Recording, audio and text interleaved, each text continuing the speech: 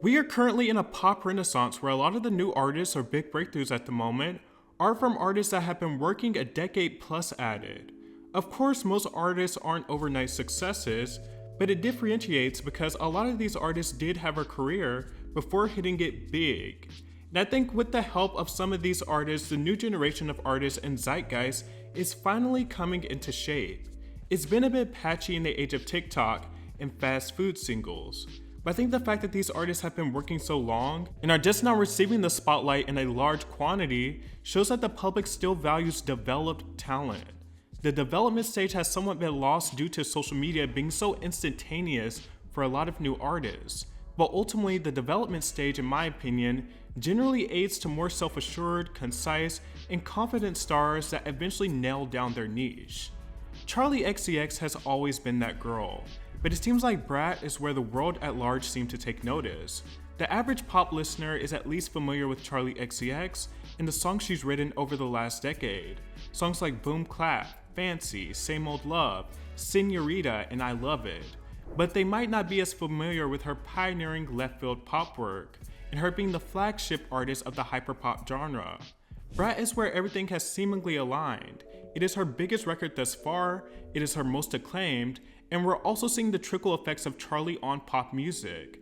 She has such an interesting career and trajectory because she really is a cult artist, but she's able to at least peep through and command attention in the mainstream when she wants to. In the words of her song Von Dutch, cult classic but I still pop, that quite literally summarizes her career. Her 2022 album Crash was a bid to be a bit of a more traditional pop artist and do the big pop machine routine, and it resulted in some of her most successful work, although it left critics and fans divided with some deeming it as her sellout era.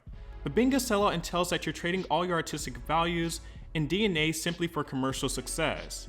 Charli XCX has always been a pop artist. She's played the big pop machine game since the beginning of her career. It just so happens that she also pivoted and did some work that could be described as much more interesting in left field. But she's also made quality radio pop. So I didn't agree with the idea of her being called a sellout, because she's just as much of a cult artist as she is a pop star.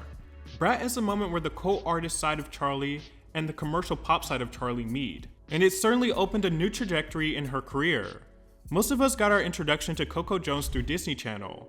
Unfortunately, her big propeller into teen stardom was halted, but she persisted, working her way up all over again by doing various social media videos, covers, remakes, and self-releasing music. She ultimately landed a record deal with Def Jam, achieved her biggest hit, and won a Grammy for her song I See You in 2023.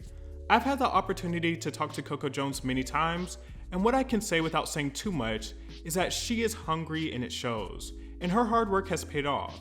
She keeps going. Coco is not only open to criticism of her work, she even asks for it sometimes. And some artists, they get a viral moment and think they got it made. Coco Jones, on the other hand, has real life credentials and has no ego about hearing what she could improve on. And I think she's really taken everything she's learned with her experiences in the industry over the years and just continued to progress. Even though music is her bread and butter, I see her as an all-around entertainer in the same vein of people like Brandy and Raven-Symoné, and I'm excited to see where she continues to go. Sabrina Carpenter is the breakout pop star of 2024, but she made her debut as an artist around the same time as Ariana Grande did. Let that sink in. She has risen to prominence by embracing fun pop, which there has been a considerate lack of fun-led pop brands since the inception of the sad girl aesthetics of the 2010s.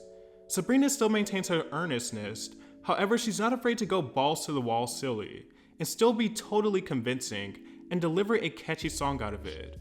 Sabrina was tied to the whole Olivia Rodrigo and Joshua Bassett narrative, which she seemed to get the short end of the stick in. However, she's reclaimed her narrative and completely reshaped her career in her own image, and maintains a balanced blend of fun and personal pop that has really connected and captivated a new audience. Victoria Monet. Victoria Monet gained attention by being a certified hitmaker for other artists, weaving her modern cool lyricism into acts such as Ariana Grande, Fifth Harmony, and Chloe and Halle. However, through her steady release of EPs, albums, and singles, she has emerged into a spotlight of her own. Her big commercial breakthrough being her 2023 single On My Mama, a firm tribute to Southern hip hop and R&B. She ultimately received recognition for the industry as well, winning 3 Grammy Awards, including the coveted, if not a little controversial, Best New Artist Award. Although she's just now receiving a breakthrough, she's put in a lifetime of work. Ray has a similar trajectory. Ray wrote songs for artists like Little Mix, Beyonce, and Charli XCX before receiving widespread recognition for her solo work. Ray was unfortunately trapped in a record deal that stifled her for many years. It's only when she went independent and took reins into her own hands that she was able to prosper and get the last laugh on the powers that be that held her back. Her 2022 song, Escapism, led to her gaining worldwide recognition, and her album, My 21st Century Blues, brought upon even more attention. She made history at the Brit Awards for most wins in a single night. The wins included the coveted Album of the Year award. She continues to march to the beat of her own drum and release music that is sometimes super left field, like her song Genesis, which is my personal favorite from her. It's like an odyssey, a musical odyssey. The season of the late bloomers. These ladies are proof that consistency in playing the long game is still valuable in this fast food world.